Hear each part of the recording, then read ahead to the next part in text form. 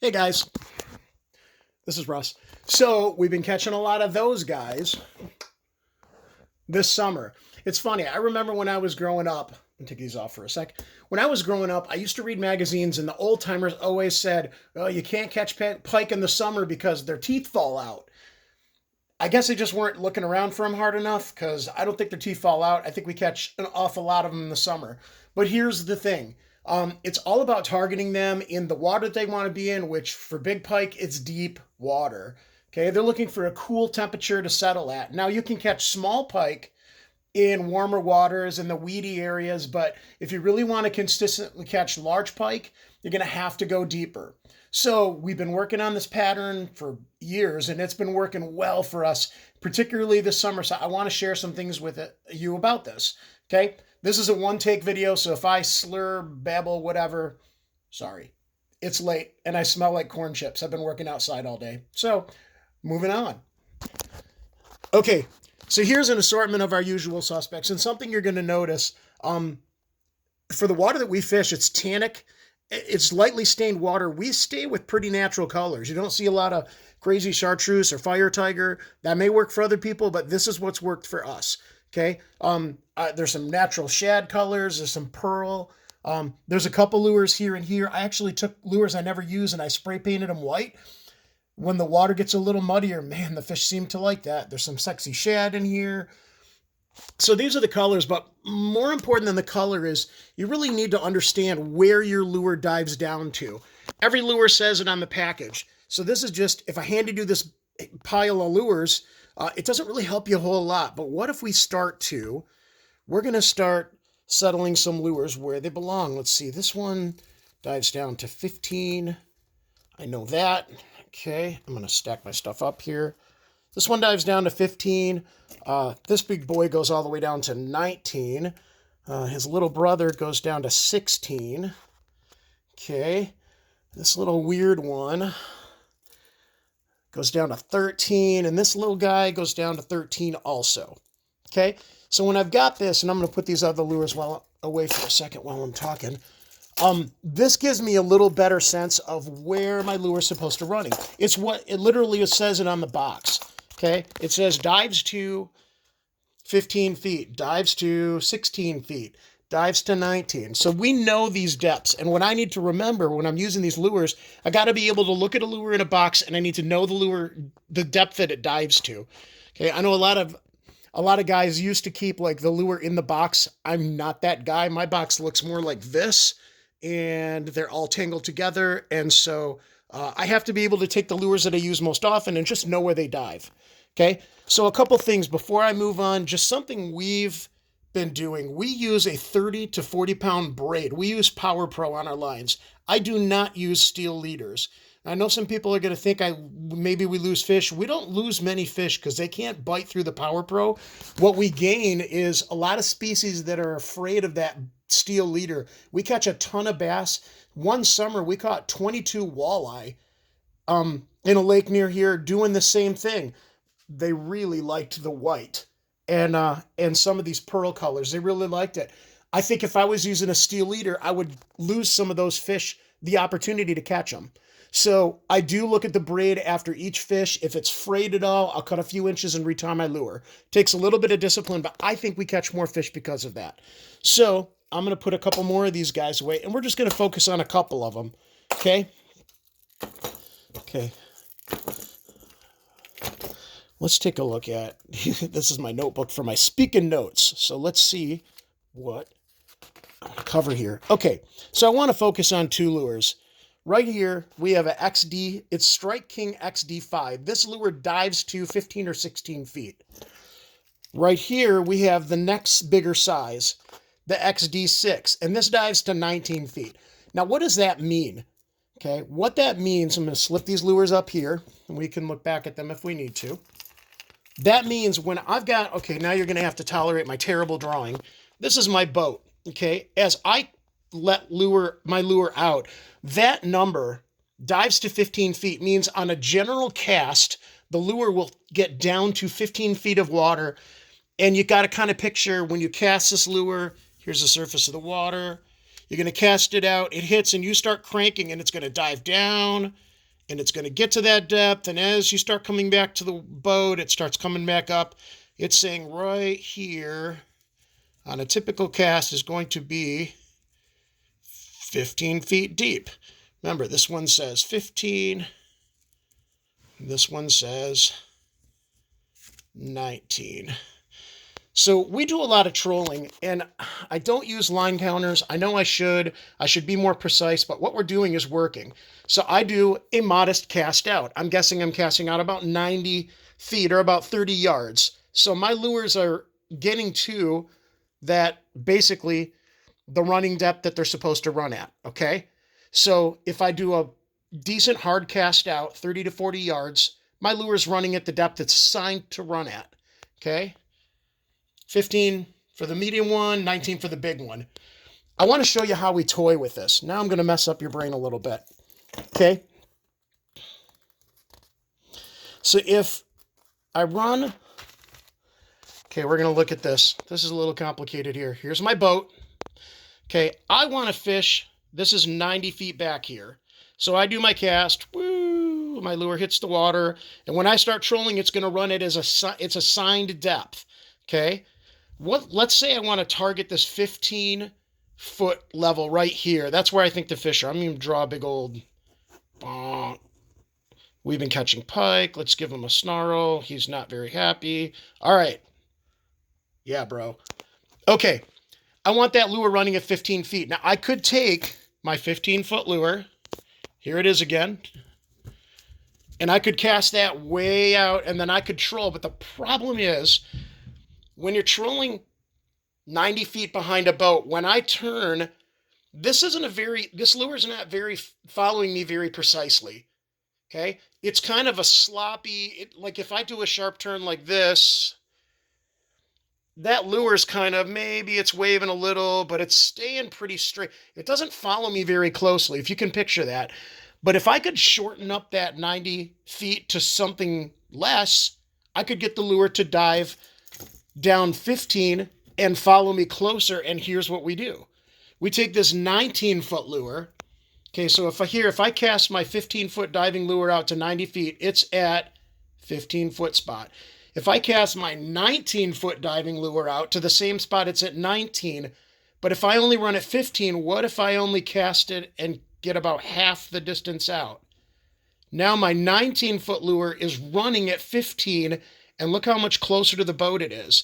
That means when I'm making these turns following the contour, that lure is more closely following what I'm doing. So it's closer to the contour, closer to the weaves, and closer to where I want it to be. So the concept is we're using a deeper diving bait on a shorter line to get it where I want it to go. Got that? I didn't break your brain? Good. Because sometimes it breaks my brain when I'm trying to figure it out. Honestly, when we're messing around with this, what I do is we send it out, I feed it out, we're driving in 15 feet of water, and if my deep diving bait, I can see the rod tip bumping the bottom, I turn the handle a couple times till that stops. Okay, then I know it's right above the bottom, it's where I want it. Okay? All right. That's about how far we let the lines out, and using those deep diving baits on shorter lines to have a more precise trolling path. Okay? I'm going to flip the page here. So now let's look at a cross section of this lake. I want to explain what we're looking at here. Okay? So here's the drop off. This is shore. Okay, it's all weedy over here. And right around, in a lot of my lakes, right around 8 feet deep, the weeds stop. Okay? I'm finding a lot of our fish hanging out down in this area because that's where the temperature break is. So they're hanging out, our bigger pike are hanging out in 16, 17, 18 feet of water. And I'm trolling along this drop-off. Now I could put all the same lure on and, well, I can't hit bottom here. So I put a same lure and I get basically a trolling pattern that's flat.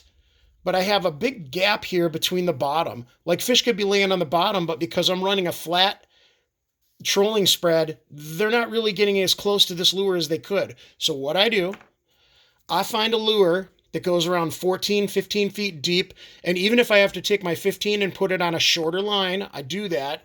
That covers up here.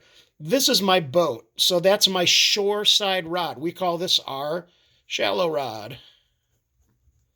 Okay. My middle rod, we run basically straight above my motor and back. Okay. This is my center rod. Okay. This one, if I'm fishing, it's 18 feet. I want it above. If this one runs 14, maybe this one runs 15 or 16. Okay. And then my deep side, this is my deep rod. I'm going to put a deep, deep diving bait on there. Okay. Notice instead of having a flat trolling pattern, I have a trolling pattern that hugs the contour of the bottom. So now all my lures are within a few feet of the bottom, and that makes all of them equally effective. Okay. In the boat, that means my spread could be, I'm going to do this for you. Okay. Let's say deep, I'm going to put my 19 out there. Medium, I'm going to put, that's my 15 right there. And then let's say, oh, I had okay. This guy I know goes to about 13. So there we go. That might be a trolling spread. Shallow, middle, deep. That gives me this slope that matches the contour, and all my lures are within a few feet of the bottom. Cool? Okay, once we have that down, I think, did I have anything else on here? Oh, blank page. All right, so now we're going to go to a lake. Hey, welcome to, which one did we get here? Fremont Lake. I don't fish this lake much. Let's see what's up with Fremont Lake. All right. Some of you guys know this lake a lot better than I do. So I'm just going to use some, I'm just going to point at this for some, just as a reference point. So this is a contour map, and what these lines show is the depth of the water. Okay. I can look at this map, and before I ever get to Fremont Lake, I can learn some things about this lake. Wherever these lines are really close together, like on this shoreline, that means as you move out from shore, I'm going to point, as you move out from shore, it gets deep really fast. Boom, boom, boom, boom, boom, boom. And I'm like 20 feet of water right there. Okay. Where out here, if I come out from shore, oh, hey, it's 5 feet. Whoa, it's 10. I mean, I got to go way the heck out to get to 15 feet. So I got to go way out there. So this tells me a lot. Now, say for our pattern, I'm trolling in 18 feet of water. I want to pay close attention to where that number is. Each line is 5. So like I know over here, I'm going to be really close to shore. Okay, so I'm going to be cruising along. Now here's something else that I know. I'm close to shore, and as I'm driving, my eyes are glued on that fish finder. And if I start going straight, I notice my depth gets deeper. I turn towards shore a little bit to get shallow so that I'm back in that 18-foot range. Okay? If I'm turning too much and it starts coming up 17, 16, then I turn away from shore a little bit to correct it. Ideally, I'm not doing this. Ideally, I'm following the contour pretty accurately. So I'm rolling around, and I want you to see when I get over here, look how far from shore I am. I'm really far out. We're here. I was right next to shore. But that's the thing about contour trolling. It isn't about the shoreline. It's about the depth and the contour.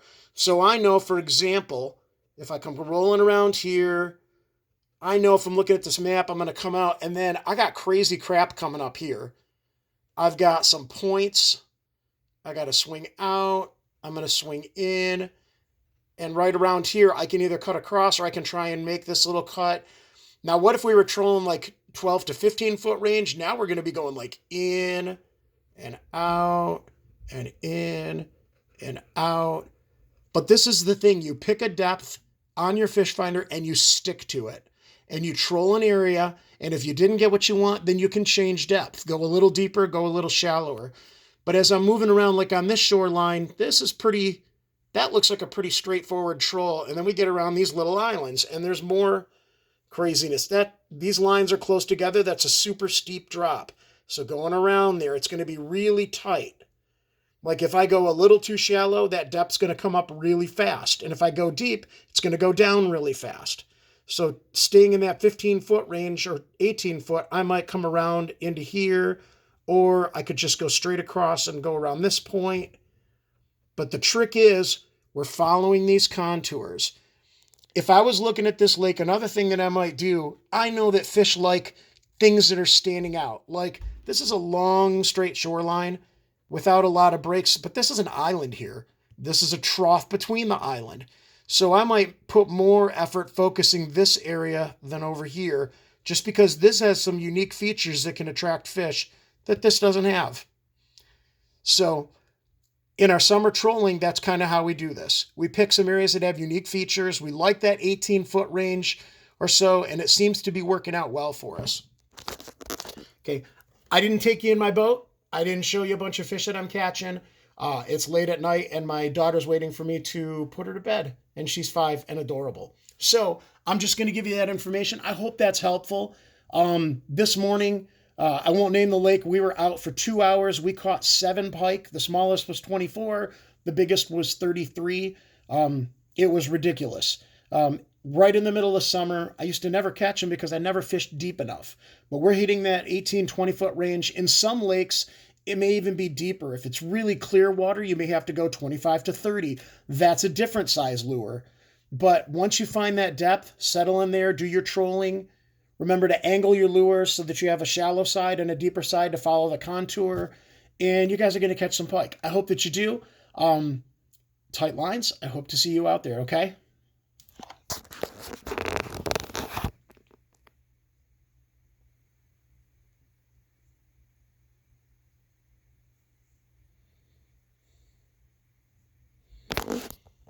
You guys still here?